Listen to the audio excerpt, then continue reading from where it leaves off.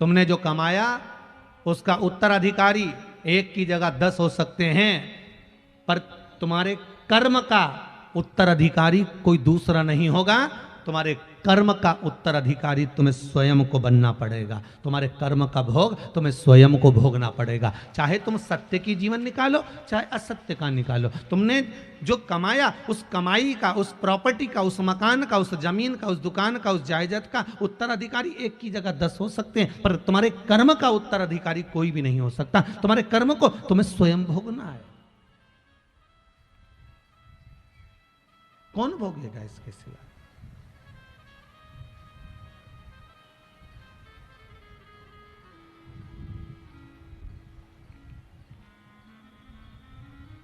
थोड़ा सा दुख, थोड़ी सी तकलीफ, थोड़ा सा कष्ट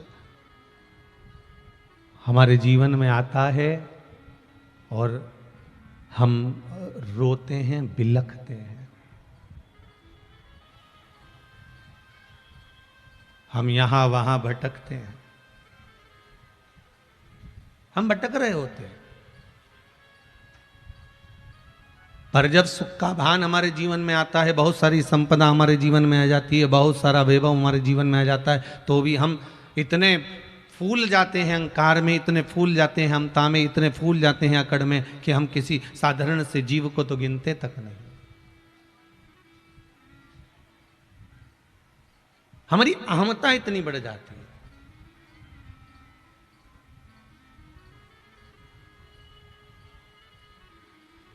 शिव महापुराण की कथा कहती है,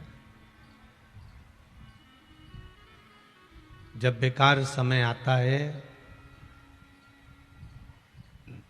बहुत बहुत दुख का समय आता है, बहुत कष्ट का समय आता है, तो घर में रखा हुआ जितना सोना है, जितने आभूषण हैं, जितना स्वर्ण है, वो भी दुकान पर चले जाता है। बोलो सही है कि गलत है? जम के बोलो जरा, सही है ना? जब कष्ट आता है, दुख आता है, तकलीफ आती है, तो घर में रखे हुए सोने को दुकान पर ले जाया जाता है। दुकान पर लेकर जाते हो, किस लिए?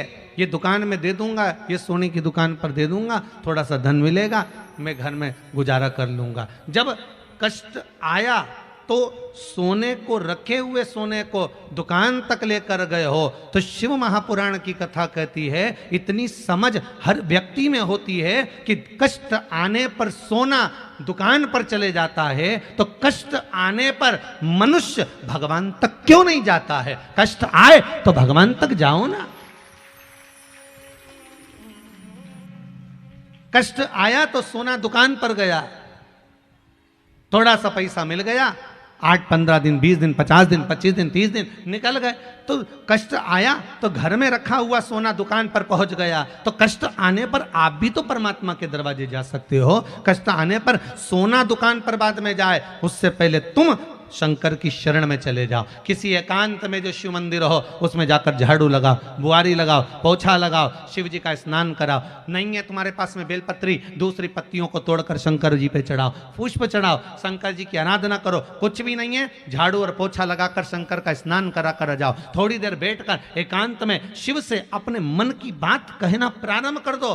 देखो, दुकान पर सोना ले जाने की जरूरत नहीं पड़ेगी। दुख में, कष्ट में अपने शरीर को लेकर भगवान तक पहुंचिए और मन को शिव में लगा दीजिए, अपने आप कार्य सफल हो जाएगा, अपने आप हो जाएगा।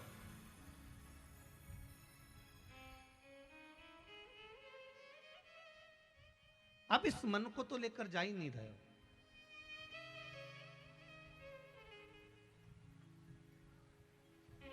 आप इस मन को परमात्मा तक लेकर तो पहुंच ही नहीं रहे। आप इस मन को भगवान तक तो लेकर जा ही नहीं रहे। जो मन भगवान के पास में लेकर जाता है, भगवान उसको खाली कभी नहीं छोड़ता, कभी नहीं।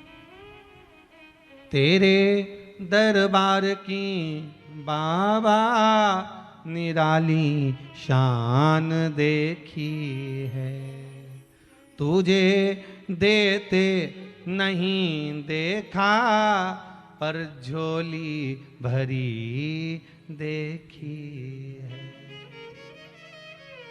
कष्ट आए, सोना दुकान पर जाए, उससे पहले आप शंकर की शरण में चले जाओ। आप उसके चरणों में जाकर निवेदन करो, विनय करो, विनती करो।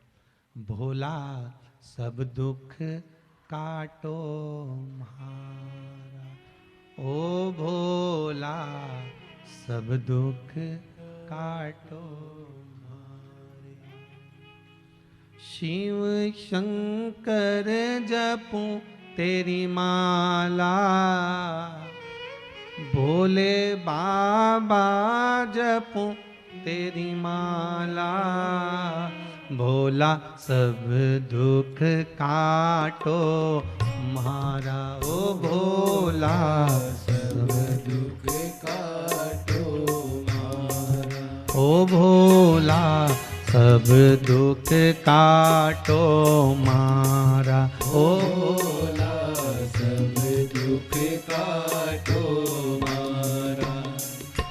शिव शंकर जपूं तेरी माला, शिव शंकर सब गाइए तेरी माला। ओ भोले बाबा जपूं तेरी माला, भोले बाबा जपूं तेरी माला।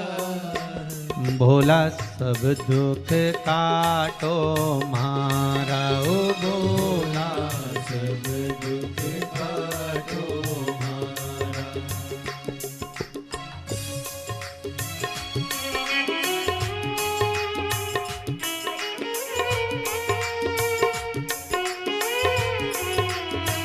शंभो हे त्रिकालदर्शी, हे कैलाशी अविनाशी।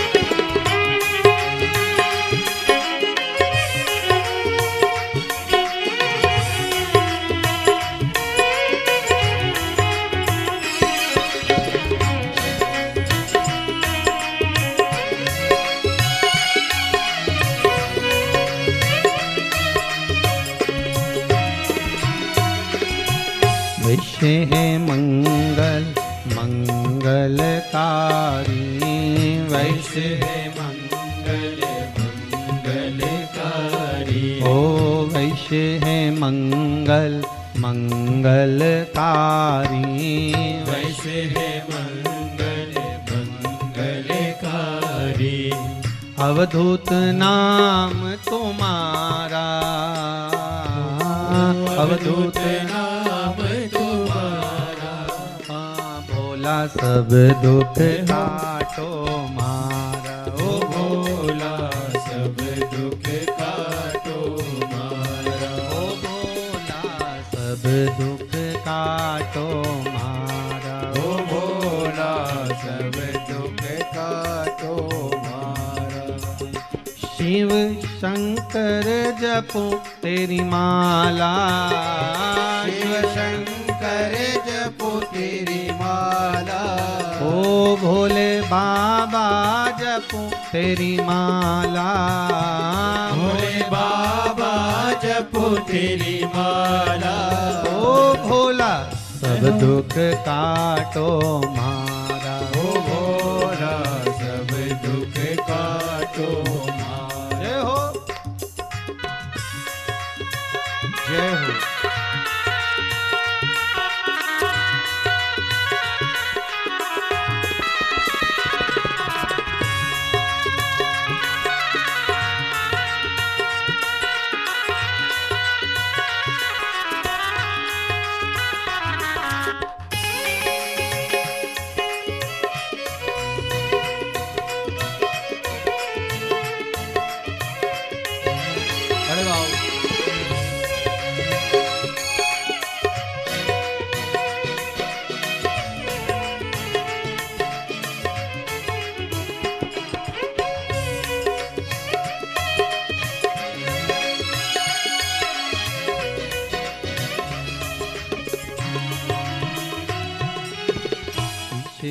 गंगा मस्तक पे चंदा, शीश पे गंगा मस्तक पे चंदा, ओ शीश पे गंगा मस्तक पे चंदा, शीश पे गंगा मस्तक पे चंदा, शमशान वासी हमारा,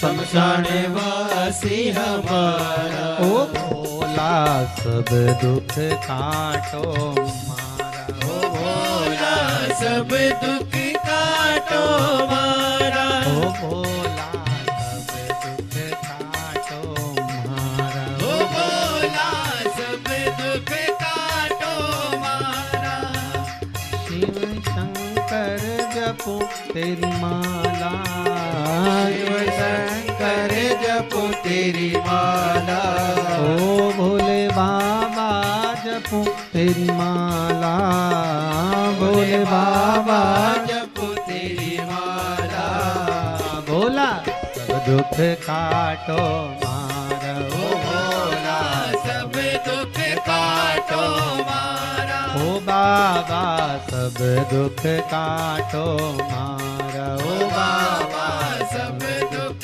काटो मारा, ओ भोला सब दुख काटो मारा, ओ भोला सब दुख काटो मारा, ओ भोला सब दुख काटो मारा, ओ भोला सब दुख काटो हर हर महादेव।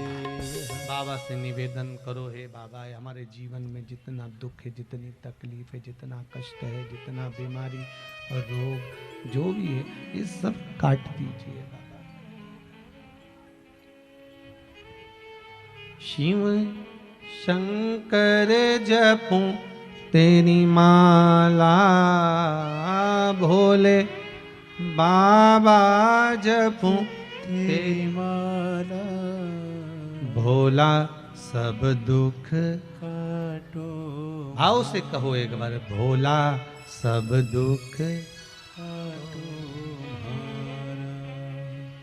हम तेरी शरण में आए हैं। शंकर है, त्रिकालदर्शी है, कैलाशी है, अविनाशी। कष्ट आता है तो सोना दुकान पर ले जाया जाता है, स्वर्ण को दुकान पर ले जाते हैं महाराज। कष्ट आया तो स्वर्ण दुकान पर ले गए। जीवन में कष्ट आए तो इस तन को और इस मन को भगवान शंकर के शिवालय तक ले जाओ।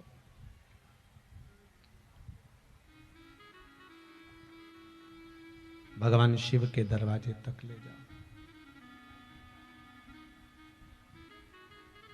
हम तो यहां तक कहेंगे शिव महापुराण के अंतर्गत, अगर आप स्वीकार करें तो बहुत अच्छी बात है, ना करें वो आपकी मर्जी। हम तो कहेंगे कि जीवन में अगर जरा सी भी तकलीफ आए ना, जरा सा भी कष्ट, जरा सा भी बीमारी, जरा सा रोग, जरा सा दुख, जरा सी तकलीफ आए, दुनिया के पास में पहले बाद में जाना, आप पहले शिव के पास जाना, आप पहले शंकर के पास जाइए।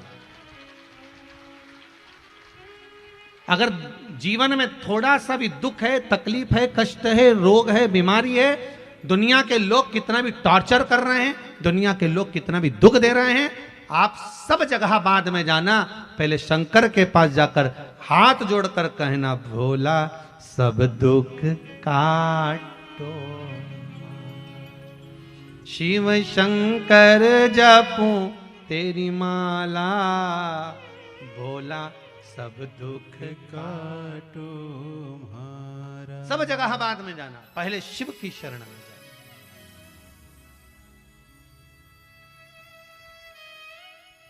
पर हमारी आदत भी तो बुरी है ना, इस आदत का क्या करोगे? सबसे पहले आपके घर में अगर तकलीफ आई तो आप सबसे पहले अपने रिश्तेदारों को फोन लगा के बोलते हैं, देख मुझे 2 लाख रुपए की जरूरत है, तू दे देगी क्या? आज का जमाना इतना विचित्र है कि दुनिया फोन लगा के बात भी करती है तो टेंशन में लोग आ जाते हैं, कहीं कुछ मांग ना ले।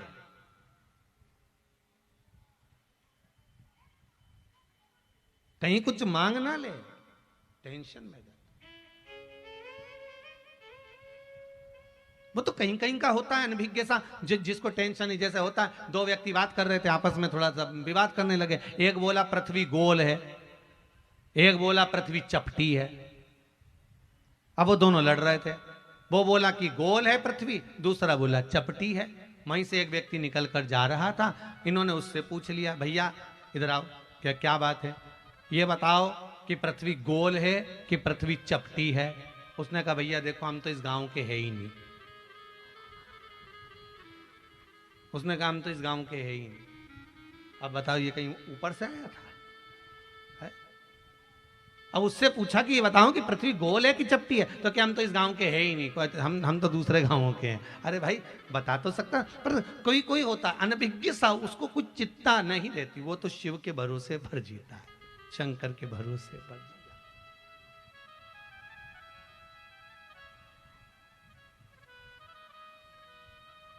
शिव के भरोसे पर जो है महाराज, उसको जीवन में कभी दुख, जीवन में कभी तकलीफ, जीवन में कभी कष्ट नहीं आ सकता। जो शिव के भरोसे पर। आशाइक राम जी से दूजी आशा छोड़ दे, नाताइक राम जी से दूजा नाता तोड़ दे।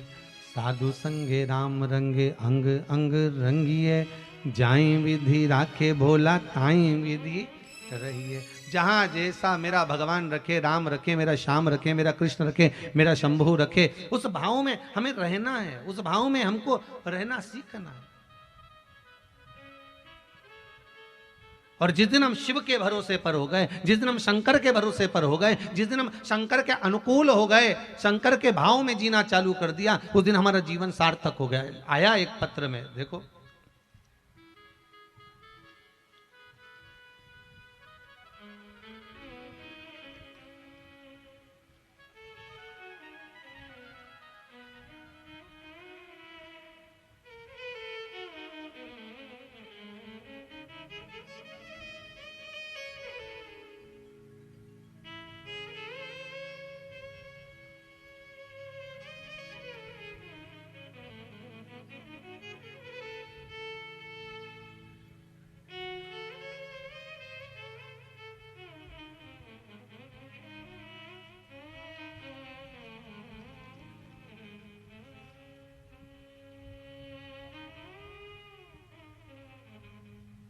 सेवन प्रसाद जी चतरा,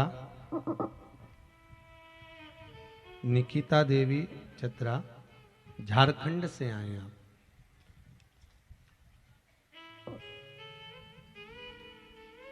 बैठे। निकिता देवी जी चतरा, माइक दो जरा, माइक पहुंचाइए।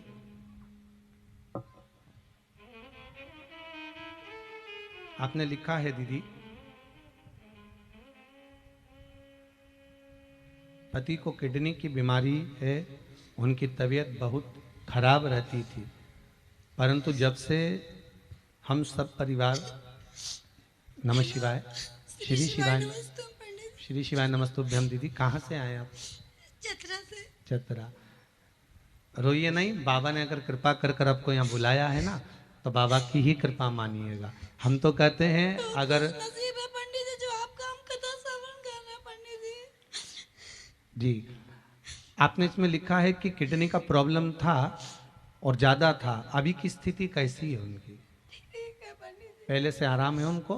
ठीक है। ठीक है, बाबा की बस यही कृपा बनी रहे। हम तो बाबा से ये विनती करेंगे कि बाबा और जल्दी से जल्दी उनको ठीक करे और शीघ्र अति शीघ्र स्वस्थ हों। बाबा से यही निवेदन। श्री शिवाय नमस्तुभ्यम। बैठो बैठो बैठो बैठो, विराजिए विराजिए। श्री शिवाय नमस्तुभ्यम। बाबा ने अगर कृपा करी है, हमने कहा था ना आपको कि शेर घाटी वालों पर भगवान की बड़ी कृपा हुई है। अगर बाबा ने करुणा करी है ना और यहाँ बुलाया है, तो शायद शेर घाटी के ही नहीं, पूरे बिहार क्षेत्र के सभी जीवों के उद्धार के लिए बाबा ने शिव महापुराण की कथा रखी। कहीं शिव की कृपा हो, करुणा शिव करे महाराज। आपका भाव अगर निर्मल है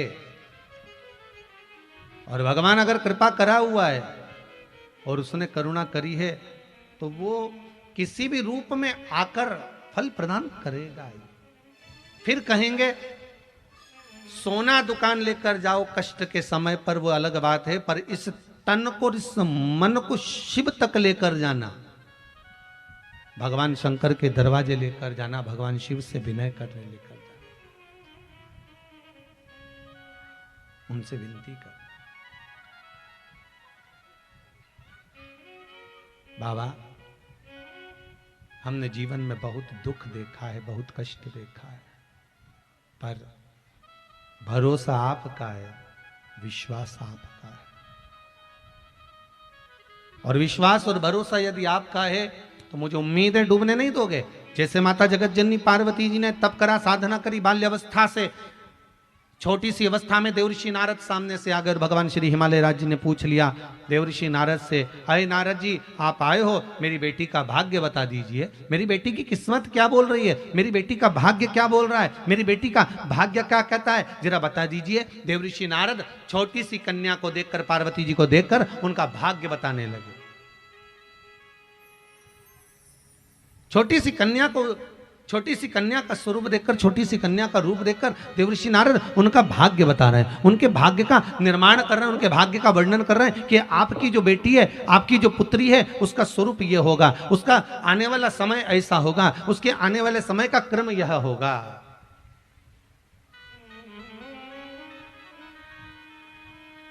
एक बात पहले भी कही, आज फिर कहते हैं, कमला कमला कमला, ढेर सारी कमला होगी पूरे शेर घाटी में, और शेर घाटी में क्या पूरे भारत में देखिए आप।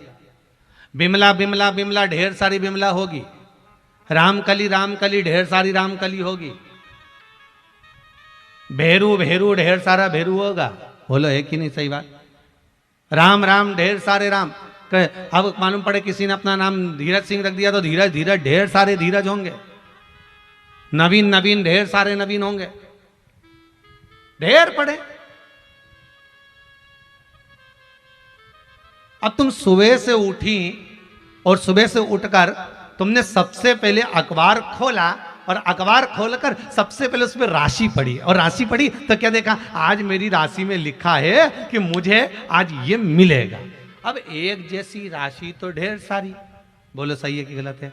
ना जाने कितनों की राशि एक जैसी होगी, कितनों का नाम एक जैसा होगा, पर विचार करिए, किसी को तो सुख मिला, किसी को दुख मिला। सही है कि गलत है? ये क्यों मिला? जब राशि में लिखा हुआ है कि तुमको आज धन ज्यादा मिलेगा, संपदा ज्यादा मिलेगी, नौकरी मिलेगी, तुम्हारी उन्नति होगी, तुम्हारी तरक्की होगी, तुम्हारे यहाँ ऐसा होगा, जब राशि में लिखा है तो फिर होना चाहिए था। फिर हुआ क्यों नहीं? क्योंकि शास्त्र कहता है, भगवान की कथा कहती है, शिव महापुराण की कथा कहती है, ये अपनी जगह पर है। ऐसा नहीं है कि राशि देखने से होगा, नहीं होगा, पर शास्त्र कहता है राशि के साथ में व्यक्ति को अपना कर्म भी करना पड़ेगा। कर्म जरूर है।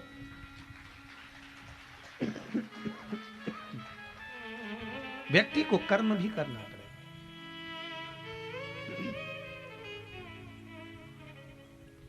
और जब तक आप कर्म नहीं करोगे, जब तक कर्म की ओर अग्रसर नहीं होगे, तब तक फल कैसे मिले? फल मिले तो फिर मिले कैसे?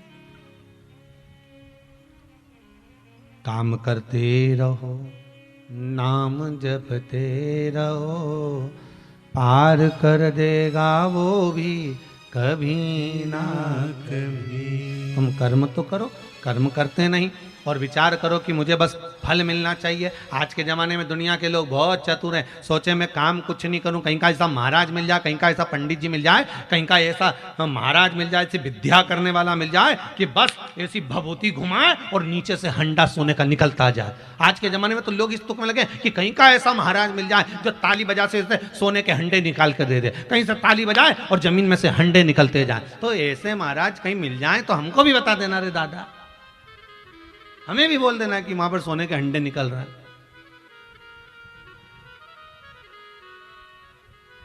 और निकलते होते तो पहले महाराज नहीं निकाल लेते? अरे बोलो तो जम के, निकालते कि नहीं निकालते? कि पहले अपन तो अपना घर भरे। शिव महापुराण की कथा भी तो वही कहती है कि तुम्हारे पास में 100 का नोट होगा तब तो तुम 1 रुपया किसी को दान दोगे।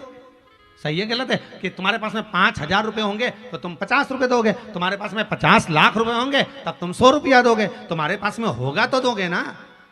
शिव महापुराण की कथा भी तो ये कहती है कि तुम्हारे पास होगा तो तुम किसी को दोगे कुछ।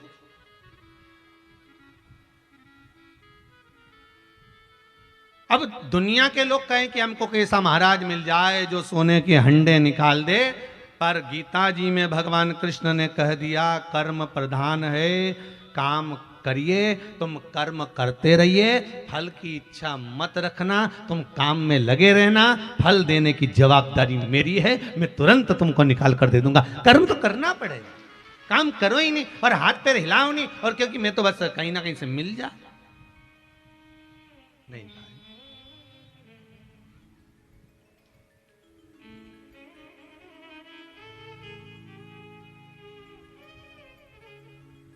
कर्म करना पड़ेगा, बिना बिना कर्म के नहीं हो सकता। आप करो।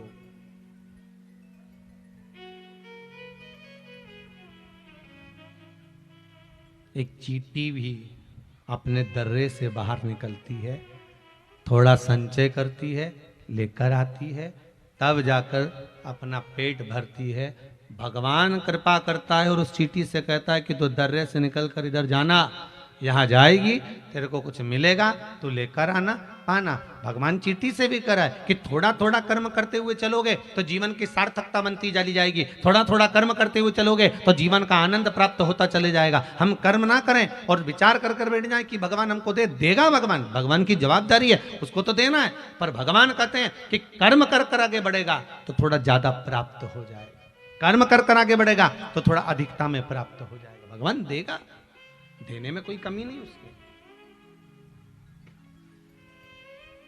माता पार्वती जी का भाग्य देवऋषि नारद बता रहे हैं।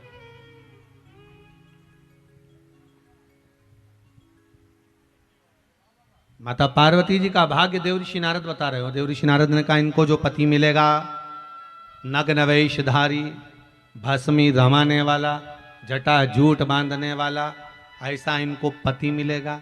पार्वती जी की माता मैनावती की आंख में जल भर गया, रोने लगी कि मेरी बेटी का भाग्य ऐसा है कि इसको जो पति मिलेगा ऐसा मिलेगा, तो इससे तो अच्छा मैं बेटी का विवाह ही नहीं करूंगी।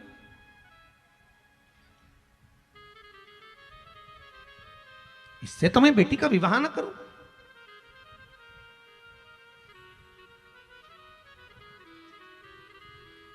अब एक परिवार में एक लड़की को अगर दुख है, बड़ी दुखी है वो बेचारी ससुराल में, तो उसको अगर किसी ने देख लिया तो क्या दूसरी बेटी का विवाह नहीं करोगे? अरे बोलो तो जम के, नहीं करोगे क्या? करोगे तो सही ना भाई, हो सकता है उसका भाग्य अलग हो।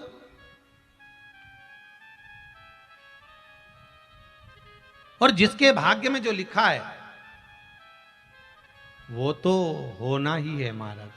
जन्म, मरण और परण, परण मतलब शादी। जन्म, मरण, मृत्यु और परण शादी, ये तीन मेरे देव अधिदेव महादेव के हाथ में है। जन्म मेरे महादेव के हाथ में, मरण मेरे महादेव के हाथ में और परण मेरे महादेव के हाथ में।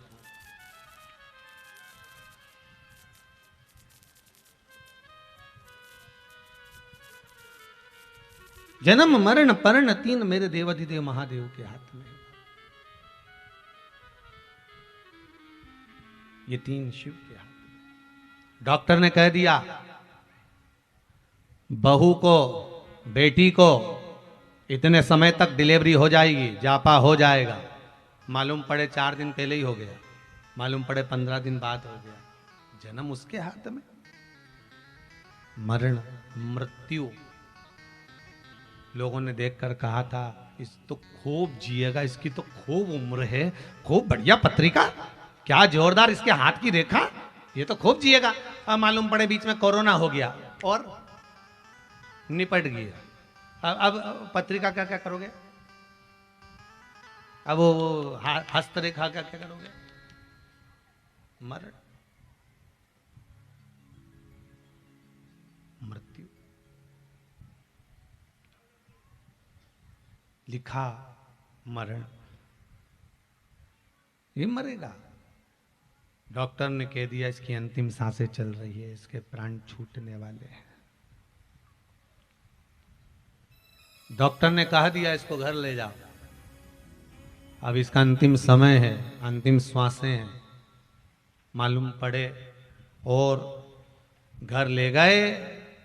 डॉक्टर ने तो कहा था 2-4 दिन में ये निपट जाएगी, मर जाएगा। मालूम पड़े घर ले गए, 2 महीने हो गए। जब जब बीमार पड़ती नीचे गोबर लीप के तुरंत अम्मा को नीचे सुला देते और गीता जी का पाठ सुना देते, अम्मा वापिस जिंदा हो जाती, वापिस जिंदा, वापिस पलंग पे सुलाओ।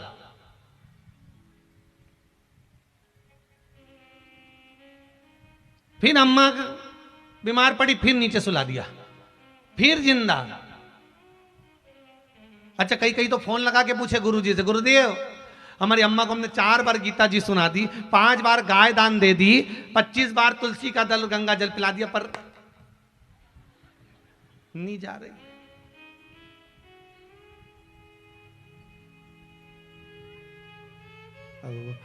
भगवान से तो पूछो कि क्यों नहीं ले जा रहे। भगवान बोले कभी नीचे भजन नहीं करा,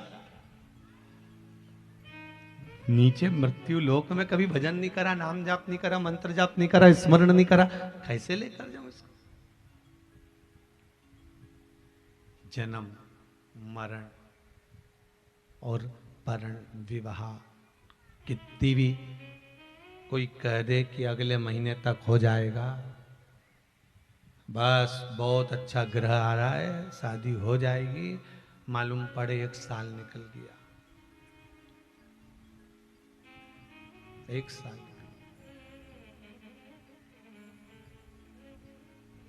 जन्म मरण परण। किसी ने कहा था 12 महीने बाद होगी, मालूम पड़े 15 दिन में ही पक्की हो गई। जन्म मरण परण 3 शिव के हाथ में। शंकर ने किसी को नहीं दिया ये, किसी को भी। इसलिए आज भी ब्राह्मण कहते हैं अगर किसी का एक्सीडेंट हो जाए, कोई बीमार पड़ गया, बहुत बेकार हालत हो गई, वेंटिलेटर पर डाल दिया गया, तो पंडित जी क्या कहेंगे कि महामृत्युंजय का जाप करवा। क्योंकि ब्राह्मण को मालूम है कि अगर जन्म मरण और परण शिव के हाथ में है तो मृत्यु शंकर के हाथ में है। अगर महामृत्युंजय का जाप प्रारंभ करवा दिया तो यह पक्का है कि वो प्राण कुछ देर के लिए रोक सकता है। वो महामृत्युंजय के मंत्र में वो बल है, इसलिए ब्राह्मण कहते हैं महामृत्युंजय का जाप करिए, इसका अनुष्ठान कर लीजिए, जप कर लीजिए।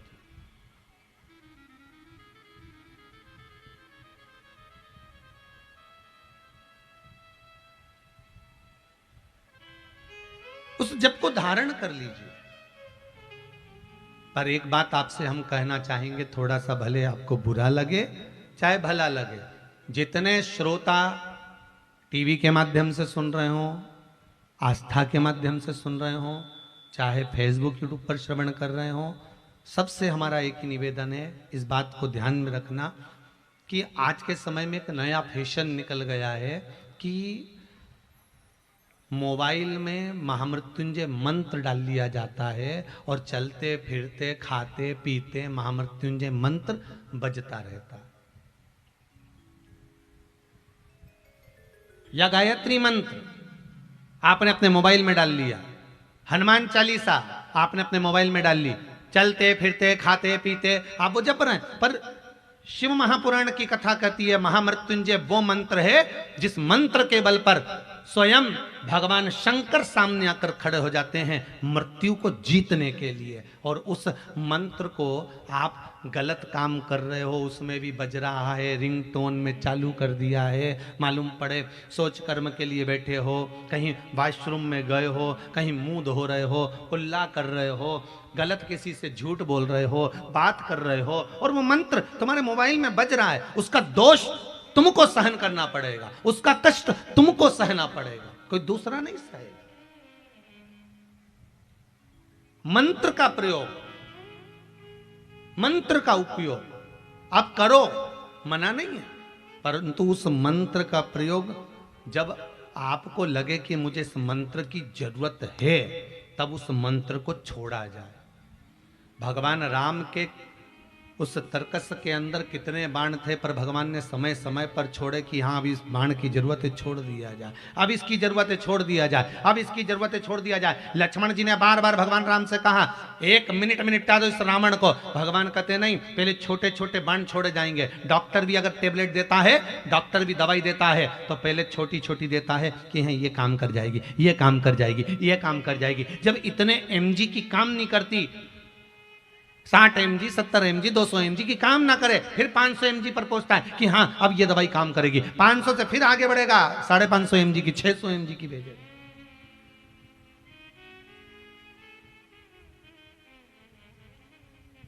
जब ये काम ना करे तब तब दिया जाता। उस मंत्र का प्रयोग करो, जपो।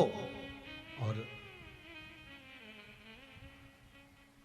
जब हम किसी कष्ट में हो तब किसी ब्राह्मण देवता के पास जाकर निवेदन कर कर कहें, ब्राह्मण देवता, हे ब्राह्मण देव आपकी कृपा हो, हमें महामृत्युंजय मंत्र का अनुष्ठान करवाना है।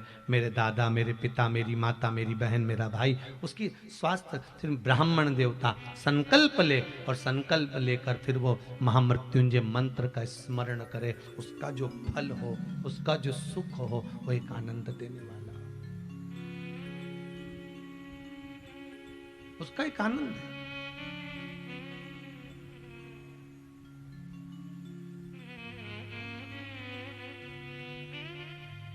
जीवन की शरणागति का पथ है।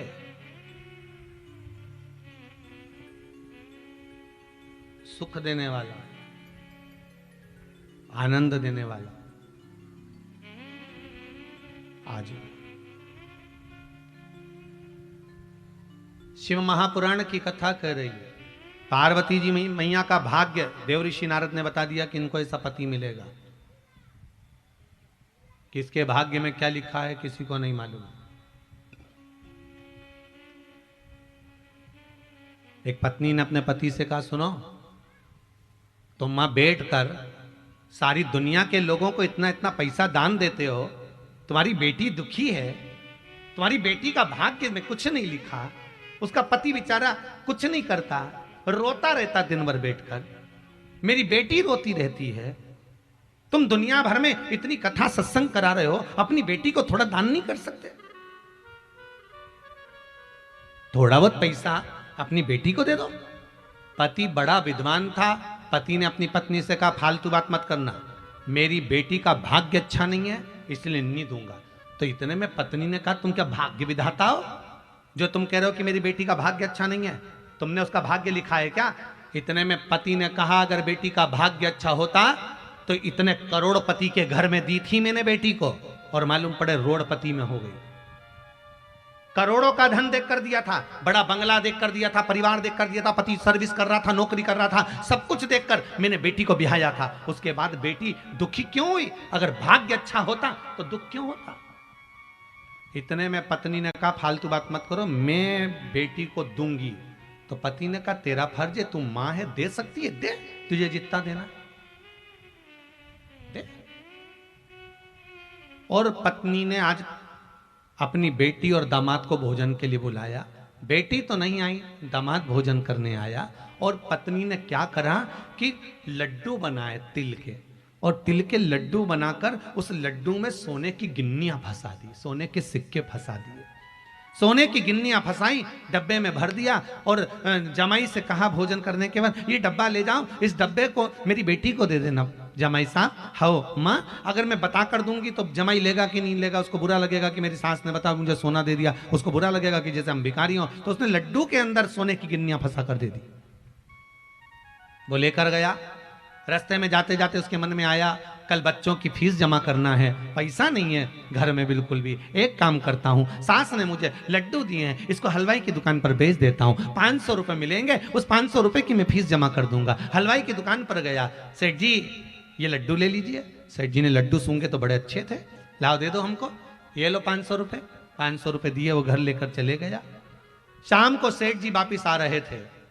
सेठ जी आते आते उनके मन में आया आज मेरी पत्नी का जन्मदिन है, लड्डू लेता हुआ चलता हूँ। हलवाई की दुकान पर गए, आवाज लगाई, सेठ जी कहाँ हो? सेठ जी आए, बोलो साहब लड्डू दे दो जरा 2-4 किलो, ताजा डब्बा आया है लड्डू का, यही ले जाओ। लड्डू का डब्बा दिया, सेठ जी घर ले जाकर लड्डू पहुंचे।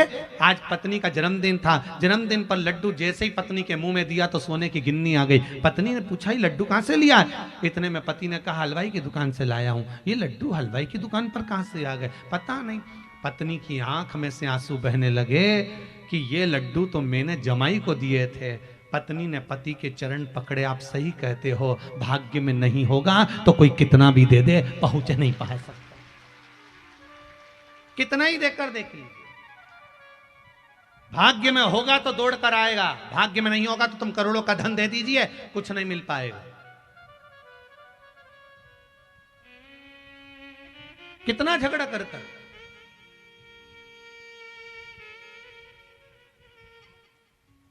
भाग्य में हो क्यों ना मिले। कितने लड़े एक मकान के चक्कर में, भाई भाई लड़े एक मकान के चक्कर में। मेरा है, माँ ने मेरे को दिया था, मम्मी ने मुझे दिया था, पिताजी ने मुझे दिया था, लड़ाई करी, अदालत में बात हुई, सब कुछ करा, विवाद पर विवाद, विवाद पर विवाद हुआ। मकान ले भी लिया, अब उसमें कितने दिन रहे मालूम पड़े परमात्मा ने हाथ पकड़कर खींच लिया तो मकान में कौन रहेगा? कौन? भगवान से कहना भगवान हमें किसी के भाग्य का मत देना, भगवान हमको हमारे भाग्य का देना, इतना देना कि जीवन में एक बार शिव महापुराण की कथा करवाऊं, इतना मुझे दे देना बस। मुझे अपने भाग्य का देना। जैसे आज दिलीप जी अग्रवाल कथा करवा रहे हैं, ऐसी कृपा शेर घाटी पर फिर हो, और भगवान से प्रार्थना करना ऐसा धन मुझे देना। कमाया कमाया कमाया कमाया, आखिरी में छोड़ दिया, और फोटो इतना बड़ा दीवार पे टंग गया, ऐसा कमा कर नहीं छोड़ना। भगवान से कहना ऐसा देना कि जीवन में एक बार शिव महापुराण की कथा मैं भी करवाऊं, अपने जीवन को सार्थक मैं भी बनाऊं। कमाया पतियों ने, मना नहीं, दुकान जमीन जायदाद सब कमाया, दुनिया भर की दौलत भी बनाई। किसके काम की? मकान बनाया, उसमें कितने तुम रह रहे हो? इतना बड़ा मकान, और मकान में भी तुम्हारा कमरा इतना बड़ा, उसी में एक पलंग, और उस कमरे में भी तुम्हारी जगह कितनी, पलंग पे भी इतनी जरा सी जगह, उसमें अलमारियां 4-4, तुम्हारे कपड़े रखने की अलमारी कितनी, एक, और एक अलमारी में भी आधी में तो जगदम्बा की साड़ी, तुम्हारी तो आधी है। कितना कमाया, सब यही छोड़, क्या गया, सब धरा गया। बस एक चीज अपने साथ में जाती है, भगवान का जो भजन करा वो, जो दान करा वो, जो पुण्य करा वो, जो सत्कर्म करा वो, और जो भगवान की कथा को श्रवण किया वो अंतिम समय तक साथ चला जाता। सब छूट गया, बाकी का पड़ा रह गया, सब धरा की। और जो मर मर के चले गए ना, वो भी फोटो में टंगे हुए स्माइल देते हैं अपने को देख देख के। तुम्हारे घर में जितने मरे हुए गए उनका फोटो आज शाम को जाके देखना, मुस्कुराते हुए मिलेंगे। कोई ये सब सिर पे पल्लू डाल के मुस्कुराए, और कोई टोपी मोपी लगा के मुस्कुराए, मुस्कुराते हुए दिखेंगे। और उनके गले में एक प्लास्टिक की माला, वो भी पंखा चले तो माला हिले, और वो फोटो में भी अम्मा इसलिए स्माइल देती है, बेटी हम भी जोड़ जोड़ के मर गए, आखिरी में टंग गए, और तू भी जोड़ जोड़ के मर जाएगी, आखिरी में तू भी टंग जाएगी। यही लाइन से ढेर सारे टंगना। कर लो भजन। कभी कभी अपने अपने पतियों से पूछ लिया करो, किसके लिए कमा रहे हो इतना धन, किसके लिए जोड़ के ला रहे हो, किसके लिए झूठ बोल रहे हो, किसके लिए प्रपंच कर रहे हो? पति कहेगा मैं अपने बच्चों को पढ़ाने के लिए, पति कहेगा मैं अपनी पत्नी के लिए, मैं अपना वैभव बनाने के लिए, अपना नाम चलाने के लिए, अपनी पत्नी और अपने बच्चों के लिए। तो पत्नी ने कभी कहा अपने पति से कि तुम झूठ बोल कर कमाना? आप में से कितनी माताएं बैठी हैं जो अपने पति से कहती हो कि दिन भर झूठ बोलो? कितनी बैठी है जो अपने पति से कहती है कि झूठ बोलकर कमा के लाओ? कितने बच्चे बैठे हैं जो अपने पापा से कहते हैं पिताजी मेरी पढ़ाई के लिए तुम झूठ बोलना, बेईमानी करना, छल करना, प्रपंच करना, कपट करना। ना तो बेटे ने कभी कहा, ना कभी बेटी ने कहा, ना कभी पत्नी ने कहा कि झूठ बोलकर कमाना। उसके बाद भी तुम झूठ छल कपट कर कर कमा रहे हो तो तुम्हारे ऊपर मरकर व्यक्ति जब ऊपर जाता है, यम की कैद चढ़ता है, वहां जाके रोता है कि मैंने झूठ बोला था पत्नी के लिए, मैंने झूठ बोला था अपने बच्चों के लिए, मुझे अकेले को नरक मत भट डालो, मुझे अकेले को नरक मत पटको। तो यमराज कहते क्या चाहते हो? मेरी पत्नी और बच्चों को भी तो नरक डालो, क्योंकि उनके लिए कमाया था, उनके लिए जोड़ा था, तो पत्नी और बच्चों को भी नरक डालो। तो यमराज कहेगा झूठ किसने बोला? तूने। छल किसने करा? तूने। कपट किसने करा? तूने। बेईमानी किसने करी? तूने। तो भोगेगा भी कौन? तू। इसीलिए फिर निवेदन है, तेरा क्या होगा रे कालिया? कौन भोगेगा? कोई दूसरा भोगने वाला है? भोगना तुमको है। और मेरी माताओं से निवेदन है, क्यों कहते हैं कि माताओं आप कथा में जाओ, क्यों कहते हैं कि आप सत्संग में जाओ, क्यों कहते हैं कि आप धर्म में जाओ, क्यों कहते हैं कि आप भगवान की भक्ति में लगे रहो? उसका कारण है पति कितनी भी बेईमानी का धन लाए, झूठ बोलकर लाए, प्रपंच कर कर लाए, आप अगर सत्संग में जाकर बैठ जाती हो तो आपके धर्म का आधा हिस्सा पति के खाते में चला जाता है। आप धर्म तो करो, आप सत्कर्म तो करो, आप भजन तो करो, आप कीर्तन तो करो, मंत्र जाप तो करो, आपकी पूंजी थोड़ी उसके खाते में जाएगी, तो वो भी नरक नहीं भोगेगा, तर जाएगा। और वो तो कहता है कि मेरी कमाई में से 2 रुपया लेकर जाना, कहीं शिव पुराण में, कहीं भागवत में, कहीं धर्म में लगा देना। पर माताएं उसकी कमाई में से निकालती तो है, पर सब डेंटिंग पेंटिंग में लगाई जाती है। तो काहे का धर्म में लगा है? मुझे तो आज तक एक बात समझ में नहीं आया कि ये 2-3 घंटा भगवान जाने वो ऐसी कुर्सी पे बिठा दें और ऐसी ककड़ी धर दें और यहां से यहां तक पोत पुता के और बिठा दें, और ये 3 घंटा एक जैसी ना हिले ना डुले। भगवान जाने इतना विल पावर कहां से आता होगा, इतनी मन में कट्टरता कैसे आती होगी कि 3 घंटा बैठी रहे। और नहीं तो यहां 3 घंटा बिठाओ तो रामदेव बाबा का पूरा आसन लगा ले, पूरे आसन रामदेव बाबा के लगा ले उतनी देर में। तो वो तो इसका बस नहीं चले तो कपाल भारती भी कर ले इसका। भगवान जाने का 3 घंटे तक बैठी, फिर वो धागा ली आई और नोचती गई भगवान राम।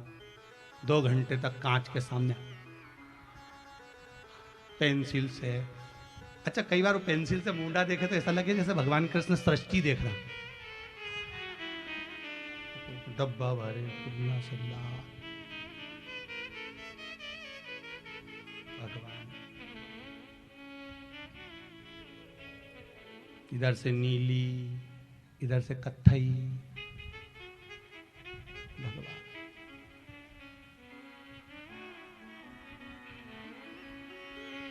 जब ये लोग श्रृंगार करके शादी में जाए नहीं, तब ऐसा लगता है कि शंकर जी की शादी हो रही है, क्योंकि सारी डाकनी, पिशाचनी, चुड़ैल, भूत, भयंकर सब ही दिख रहे, सारे की सारे।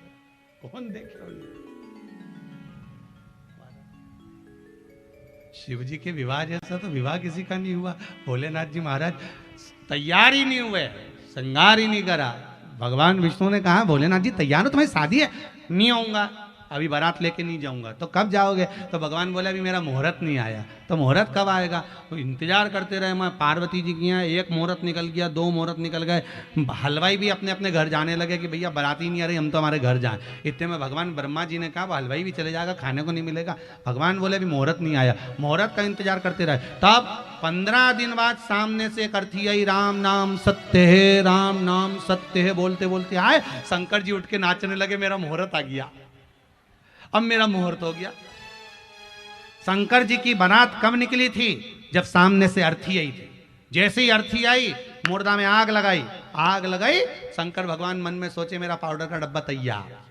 और उन्होंने पाउडर माउडर लगा के जो तैयारी करी और तैयारी करी और बारात निकली। आज भी नियम है, शिव जी की बारात निकली थी, सामने से अर्थी आई थी, तब शंकर की बारात निकली थी। हिंदू धर्म की रीति है, आज भी आप कोई अच्छा काम करने जा रहे हो, सामने से अगर मुर्दा आता दिख जाए, अर्थी आती दिख जाए, समझ लेना तुम्हारा काम सफल हो जाएगा, तुम्हारा कार्य सफल हो जाएगा।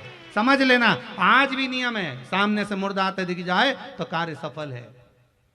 स्वप्न में किसी मरे हुए व्यक्ति को देख लो, समझ लो कि आज कोई अच्छा काम होने वाला है। किसी अपने व्यक्ति को मरा हुआ देख लिया, समझ लेना उम्र बढ़ गई। तो इसका मतलब ये नहीं है कि तुम शमशान के पास घर बना लो।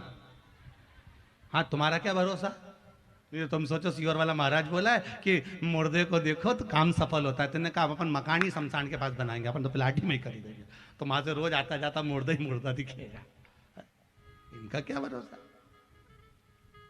बारात चली धड़ा के शिव जी की खूब दौड़ धाम से, और जब बारात शंकर भगवान की पहुंची थी हिमालय राज की नगरी में, देवता आगे आगे, भूत चुड़ैल पीछे पीछे, डाकनी पिशाचनी भयंकर, कोई का 12 मुंह, कोई का 10 मुंह, कोई का गर्जना करे, कोई का लंबी जीवान भयंकर। जिसको कोई नहीं बुलाया उसको शंकर जी ने बुलाया था। अब तुम्हारे यहां शादी में कितने लोग हैं जो भूत को बुलाते हैं, भूतनी को? क्या गुरुजी इनको बुलाने की जरूरत नहीं पड़ती, रिसेप्शन में दोनों दिख जाते हैं, इनको क्या बुलाया जाए, ये रिसेप्शन में दोनों दिखे, इन्हें बुलाने की जरूरत क्या। भयंकर स्वरूप। और जो हिमालय राज की नगरी में, और आगे आगे ब्रह्मा विष्णु महेश, भगवान ब्रह्मा विष्णु और 33 कोटि देवता सब आगे नाच रहा है, और पीछे पीछे उनके डमरू खड़काया तो डाकनी पिशाचनी चुड़ैल बहुत भयंकर आए, अब वो भी नाच रहे। तो इतने में इंद्रदेव ने ब्रह्मा जी से पूछा, ब्रह्मदेव ये बताओ कि आगे आगे जो देवता नाच रहे हैं, इनके तो नाचने का नाम है कि कोई कथक कर रहा है, कोई भांगड़ा कर रहा है, कोई गरबा कर रहा है, पर ये भूत चुड़ैल ऐसे नाच रहा है, हाथ हिलाए, कहीं पाँव हिलाए, कहीं जमीन पे सो जाए, इनके नाचने का कोई नाम है क्या? इतने में ब्रह्मा जी बोले, इसको कलयुग में लोग डिस्को कहेंगे, यही कलयुग में लोग डिस्को कहलाएगा। तो जितने डिस्को करते दिखे समझ लेना भूत चुड़ैल नाच रहा है, इनको समझ लेना। और डिस्को में होता क्या है, बस हाथ ऐसे हिलाएं जैसे बिच्छू खा गया। भगवान राम,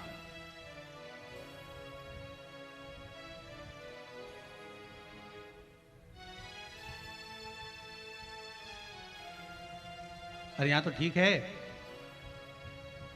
हमारे उधर सीहोर के पास में गांव में एक बारात आ गई शहर की, और गांव के अंदर, और एक बाराती जो थे ना वो जमीन पे सो के ऐसे ऐसे करके जमीन पे नाच रहा। तुमने भी देखा होगा, ना जाना कहाँ कहाँ का डांस, वो जमीन पे नाच रहा। तो हमारे एक परिचित थे, तो उनकी माता जी को लगा कि इसको बेचारे को मिर्गी आ गई, तो वो तो जमीन पे सो के नाच रहा, तो वो अंदर से सड़ा हुआ जूता लिया, अब वो सब तो नाचने में लगे, वो जमीन पे ऐसा ऐसा ऐसा ऐसा करे। अब वो अंदर से जाके जूता लाके ने सुंघा दिया मुंह पे। अब दूल्हे का जो बाप था वो नाचते नाचते आके बोला, ए आंटी वो मिर्गी नहीं है, नाच रही है। अब उसकी अम्मा ने जूता ही मुंह में दिया धर के, ऐसा नाच नाच, ऐसा नाच, ये नाच। बारात पहुंची हिमालय राज के दरवाजे पर, बड़ा एक आनंद था हिमालय राज की।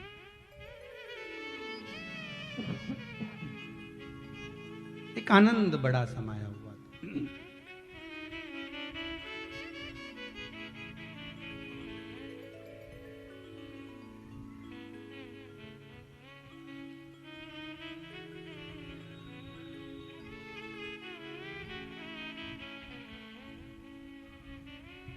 अब राम जी के विवाह में और शिव जी के विवाह में एक अंतर है। राम जी के विवाह में पहले भांवर हुई थी, फिर भोजन हुआ था। क्या हुआ था? पहले भांवर, फिर भोजन हुआ। और शिव जी की शादी में पहले भोजन फिर भाव। 33 कोटि देवता यहां से वहां तक बैठे थे। इधर भूत चुड़ैल भी बैठे थे लाइन से, किसी के 12 मुंह, किसी का हाथ नहीं, किसी का पाँव नहीं, किसी का मुंह ही नहीं, वो भी बैठे थे। पत्तल लगाने वाले आ गए, देवताओं को पत्तल लगाई, इधर आए। एक के 12 मुंह थे, उससे पूछा दादा पत्तल कितनी रखूं? उन्हें कहा 12 रख। तो 12 मुंह से खाएगा? हाँ। और आगे गए, एक का मुंह आगे था, पीछे भी था। उससे पूछा दादा तू कैसे खाएगा? तो क्या आगे भी धर पीछे भी धर। 2 पत्तल लगे। और आगे गए, एक का मुंह ही नहीं था, गला ही गला। उससे पूछा दादा तू कैसे खाएगा? तो क्या बाल्टी में लाता जा, गला में कुड़ता जा। बेरोजगारी करने वालों की आफत आ गई। सारे के सारे उठे, हिमालय राज के पास गए। हिमालय राज देवऋषि नारद के पास गए। नारद जी ने कहा क्या बात है महाराज, ये बारात नहीं जिमाई जा रही, क्या करें? नारद जी ने कहा घबराओ मत, देवता बैठ के जिम रहे हैं ना, इनको जिमने दो पंगत में। और ये इन भूत चुड़ैल के लिए यहाँ से वहाँ तक टेबल लगा दो, और इनको एक एक हाथ में प्लेट दे दो और एक एक चम्मच दे दो, और इनको पूरे ग्राउंड में छोड़ दो, खाने दो इनको। ठीक है, इतने में सबको प्लेट चम्मच दे के ग्राउंड में छोड़ दिया। अब छोड़ने के बाद इंद्रदेव ने ब्रह्मा जी से पूछा, ब्रह्मदेव ये बताओ देवता बैठ के जिम रहे, इनके जिमने का नाम क्या है? तो ब्रह्मा जी बोले इसको पंगत कहते हैं। ठीक है, ये भूत चुड़ैल खड़े खड़े खा रहे, इनके खाने का नाम क्या होगा? भगवान ब्रह्मदेव बोले कलयुग में लोग इसको बफेट कहेंगे, यही बफे कहलाएगा कलयुग में। जो भूत चुड़ैल ने उस समय खाया था, समझ गए क्या? आज के जमाने में सब खा जो उस समय खाया था, अंतर। तो भाग्य लिखा, ये जो जहां लिखा है भाग्य वो लिखा।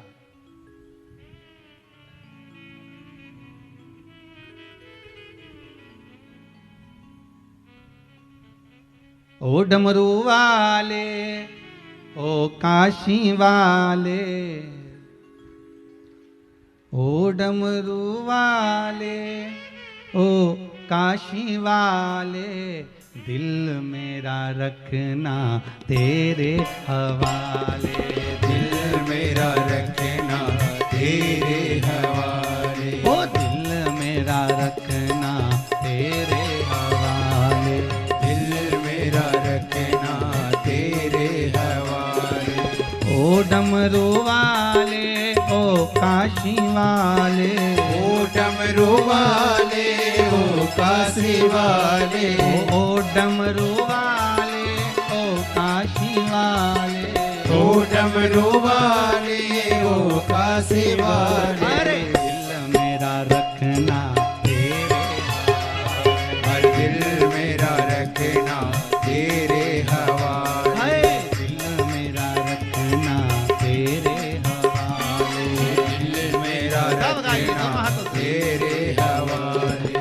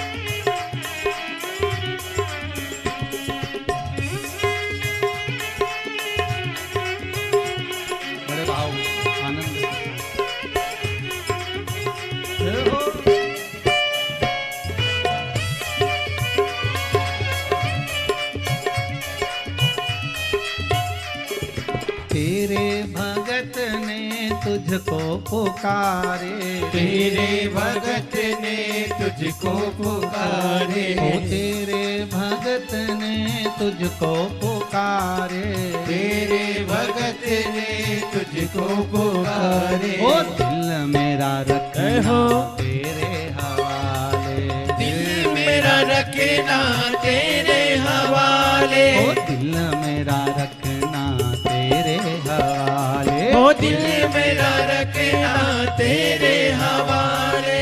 ओ काशी वाले ओ डमरू वाले, ओ काशी वाले ओ डमरू वाले, ओ काशी वाले ओ डमरू वाले, ओ काशी वाले ओ डमरू वाले।